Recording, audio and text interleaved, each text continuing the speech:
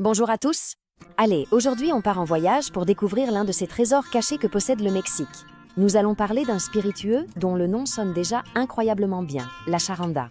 Voyons, quand on pense aux spiritueux du Mexique, tout le monde a deux géants en tête, la tequila et le mezcal.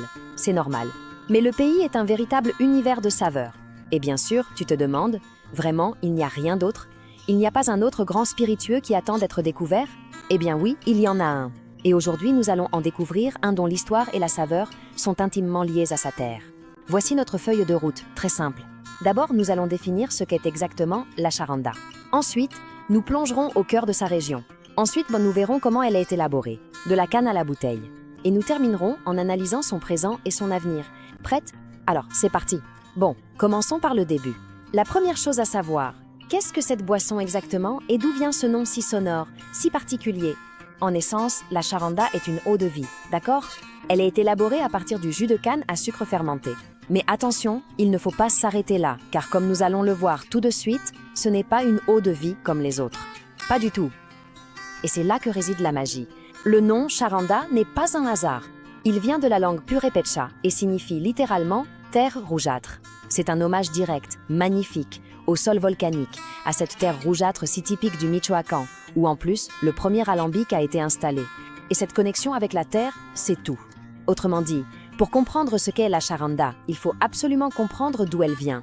Le terroir est la clé de tout. Regardez ce chiffre, plus de 1500 mètres. C'est l'altitude à laquelle pousse la canne à sucre pour la charanda. Ce n'est pas n'importe quelle canne. Et que se passe-t-il à cette hauteur? Eh bien, la plante, pour survivre, concentre beaucoup plus de sucre. Et plus de sucre, au final, se traduit par un distillat avec plus de corps, avec plus de nuances, beaucoup plus complexe. Et maintenant, un autre chiffre clé, 16. Seulement 16 ans. C'est le nombre de municipalités de l'État du Michoacán qui composent l'appellation d'origine charanda. C'est un club, disons, super exclusif, c'est super important. L'appellation d'origine, obtenue en 2003, protège l'authenticité de la boisson. En gros, cela garantit que si une bouteille porte le nom de charanda, elle est fabriquée dans l'une de ces 16 municipalités, avec la canne à sucre de haute altitude de là-bas et l'eau de source locale. C'est un sceau de garantie totale.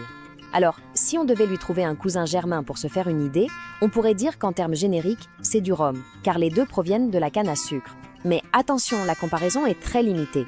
Ce sont justement ces petits détails dont nous parlions qui font toute la différence. Au final, c'est le cocktail complet. C'est la combinaison de la canne à sucre de haute altitude, du sol volcanique rougeâtre, de l'eau de source et de cette protection de l'appellation d'origine. Tout cela ensemble crée un profil de saveur unique qui ne peut être reproduit nulle part ailleurs dans le monde. D'accord, nous savons déjà où. Maintenant, voyons comment. Entrons dans la distillerie pour découvrir le processus de fabrication, qui est une véritable tradition artisanale, transmise de génération en génération. Le processus est un pur artisanat. Tout commence par la fermentation des jus de canne. De là, le liquide passe par une double distillation dans les classiques alambics en cuivre, ce qui permet de purifier l'alcool. Et une fois distillé, il y a deux chemins possibles.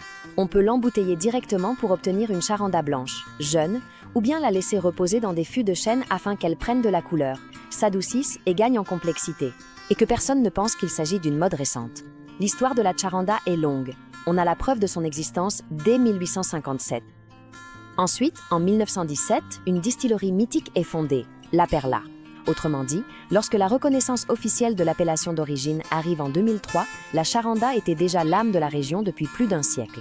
Et derrière l'histoire, bien sûr, il y a toujours des personnes. Des noms comme celui d'Eduardo Chavez Alba, qui a monté la première distillerie commerciale, ou les noms de familles entières, les Altamirano, les Figueroa, les Murguia. Ce sont ces pionniers qui ont construit la réputation de la charanda grâce à leur travail et leur dévouement au début du XXe siècle.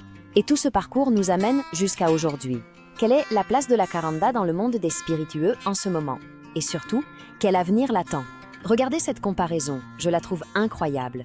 L'agave destinée à la tequila a besoin de 7 à 8 ans pour arriver à maturité.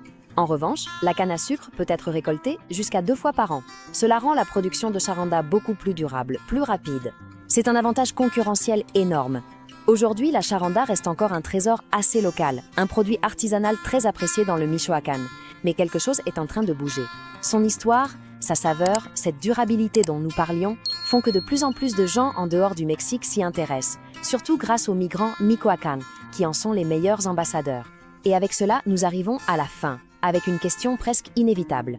Elle a tout, une histoire profonde, un terroir unique et un modèle de production durable. Avec toutes ces cartes sur la table, la Charanda est-elle prête à devenir le prochain grand nom du Mexique? Qui sait? Mais de toute évidence, tous les ingrédients sont réunis.